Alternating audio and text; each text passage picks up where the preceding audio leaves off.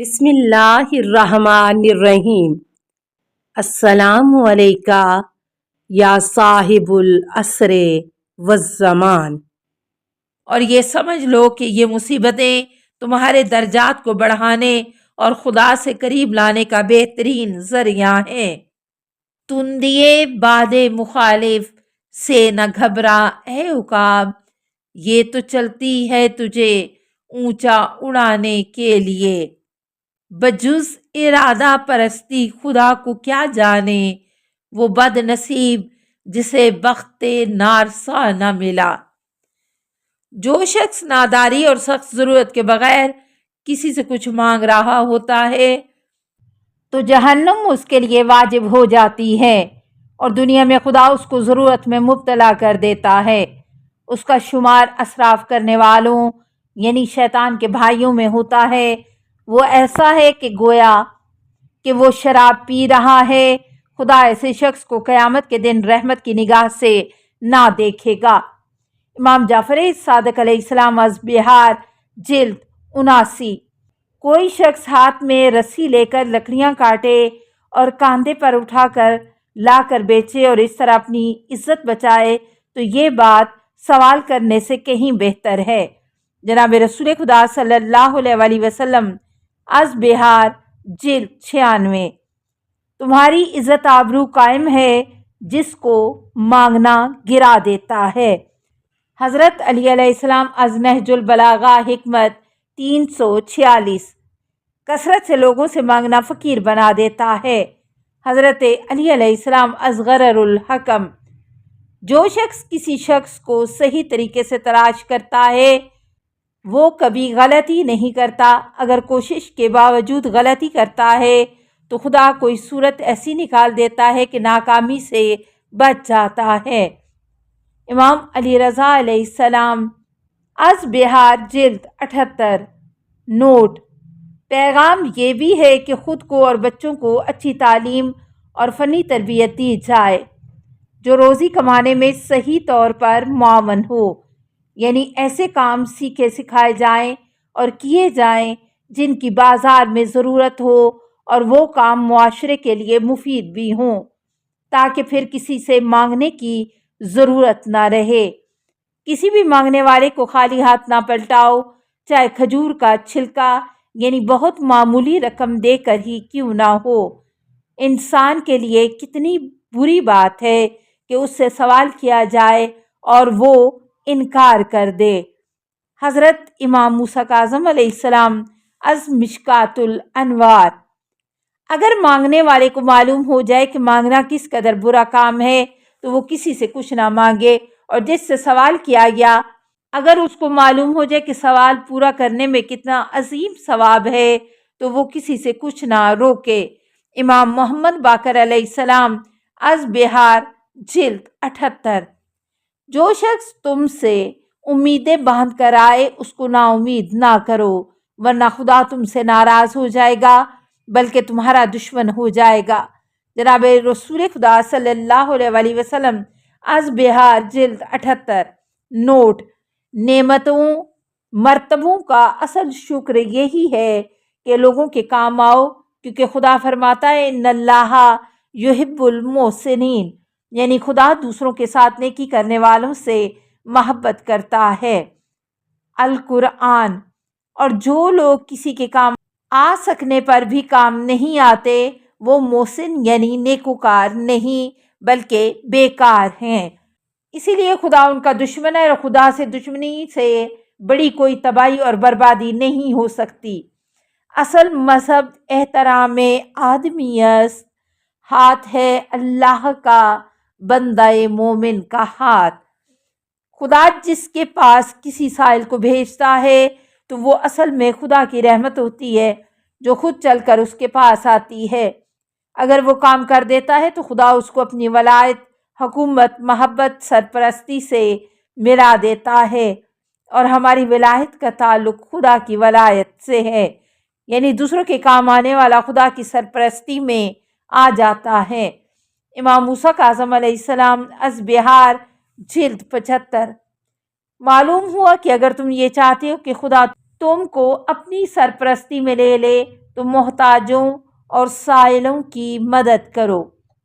حضور اکرم صلی اللہ علیہ وآلہ وسلم سے جب بھی کوئی سوال کیا جاتا تھا آپ کبھی نہیں کہتے تھے، یا سوال پورا کرتے یا اچھی طرح سے بات کر کے اس کا حل سمجھا کر رخصت کرتے، یا پھر یہ فرماتے کہ اللہ تیری حاجت پوری کرے انشاءاللہ۔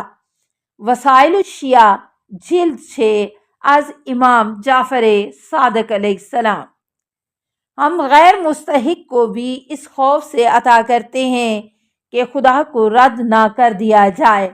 مجھے خوف ہے کہ اگر ہم سائل کو بغیر کھلائے کچھ دیے لوٹا دیں تو ہم پر وہی مصیبت نہ اتر آئے جو حضرت یعقوب علیہ السلام پر اتری تھی۔ امام صادق علیہ السلام از بہار جلد 12۔ رسول اکرم صلی اللہ علیہ وآلہ وسلم سے پوچھا گیا کہ کیا فقیر کا زکوٰۃ کے علاوہ بھی کوئی حق ہے؟ فرمایا مسلمان کا حق بنتا ہے اگر وہ بھوکا ہے تو کھانا کھلاؤ، ننگا ہو تو لباس پہناؤ، خصوصاً جب وہ سوال کرے۔ پوچھا گیا کہ ہو سکتا ہے کہ وہ جھوٹا ہو، فرمایا کیا اس کے سچ ہونے کا کوئی امکان نہیں؟ امام جعفر صادق علیہ السلام از بہار جلد 75۔ یہ مثبت سوچ ہے کہ کسی کو جھوٹا سمجھنا منفی سوچ ہے جس سے روکا گیا ہے، کیونکہ منفی سوچ سے انسان کی شخصیت مسخ ہو جاتی ہے اور وہ پورے معاشرے کے لیے ایک بوجھ، بلا یا گندگی بن جاتا ہے۔ منفی سوچ ذہنی مرض ہے اور شکی مزاج انسان عقلی طور پر مریض ہوتا ہے۔ یہ مسخ ذہنیت کا نتیجہ ہے۔ مانگنے والوں کو خالی ہاتھ نہ پلٹاؤ۔ پھر جب مانگنے والا آیا تو امام علیہ السلام نے فرمایا اللہ تم کو خود عطا فرمائے۔ پھر امام علیہ السلام نے فرمایا کہ اگر اس طرح مسلسل ہر مانگنے والے کو دو گے تو پھر تمہارے پاس کچھ نہ بچے گا۔ 1 2 3 کو دو، اس کے بعد تمہیں اختیار ہے کیونکہ تم پر جو حق تھا وہ تم نے ادا کر دیا۔ امام جعفر صادق علیہ السلام از بہار جلد 96۔ نوٹ: اگر ہر شخص کم سے کم 3 آدمیوں کی حاجت پوری کر دے تو پورا معاشرہ لازماً غنی ہو جائے گا۔ حضرت علی علیہ السلام نے ایک اندھے بوڑھے عیسائی کو بھیک مانگتے دیکھا تو حکم دیا کہ تم اس سے کام لیتے رہے ہو، اب اس پر بیت المال سے خرچ کرو۔ حضرت علی علیہ السلام از وسائل الشیعہ جلد 11۔ نوٹ: ویلفیئر اسٹیٹ کا تصور اسی حدیث کے مطابق ہے، یعنی جس نے کام کیا ہے اگر اب وہ کام نہیں کر سکتا تو پورا معاشرہ اس کا بوجھ اٹھائے کیونکہ اس نے معاشرے کی خدمت کی ہے۔ سوال کرنے والے کو دیکھو، اگر تمہارا دل اس کے لیے نرم ہو جائے، تم کو اس پر رحم آ جائے تو اس کو دو کیونکہ وہ سچا ہوتا ہے۔ جناب رسول خدا صلی اللہ علیہ وآلہ وسلم از بہار جلد 96۔ تھوڑا دینے سے نہ شرماؤ کیونکہ خالی ہاتھ لوٹانا بالکل محروم کر دینا ہے۔ حضرت علی علیہ السلام از نہج البلاغہ۔ ہاتھ 3 قسم کے ہیں۔ نمبر 1 اللہ کا ہاتھ جو سب سے بلند و اعلیٰ ہے۔ نمبر 2 دینے والے کا ہاتھ جو خدا کے ہاتھ کے بالکل پیچھے پیچھے ہوتا ہے۔ نمبر 3 تیسرا ہاتھ سوال کرنے والے کا جو نیچے ہوتا ہے، اس لیے اس کو بہت احترام کے ساتھ دیا کرو کیونکہ خود کو فقیر نہ بنا لو، یعنی اپنی اور اپنے گھر والوں کی ضرورتوں کا بھی خیال کرو۔ اعتدال سے خیرات کرو، نہ کنجوسی کرو نہ حد سے زیادہ خیرات کرو۔ جناب رسول خدا صلی اللہ علیہ وآلہ وسلم از بہار جلد 96۔ السلام علیکہ یا صاحب العصر والزمان، الامان الامان الامان من فتن الزمان۔